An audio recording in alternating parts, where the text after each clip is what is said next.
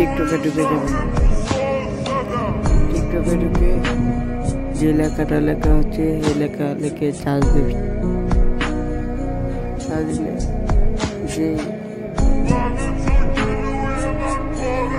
টাইগারে চাপ দিলে এসে পড়বে। আসলে পরে যে এখানে যেভাবে দেখাচ্ছে এভাবে দেখে নেন।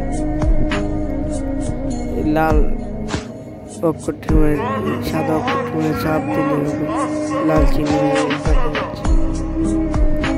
চাপ দেবেন। তারপর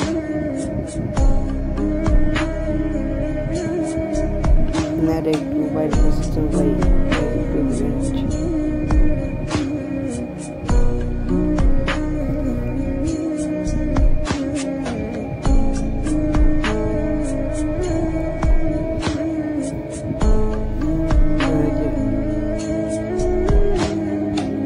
এটা মোবাইলের মতো যে দেখা যাচ্ছে, এটা দিলে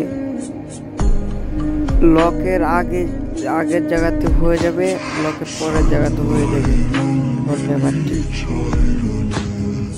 তারপর আপনারা দেখেন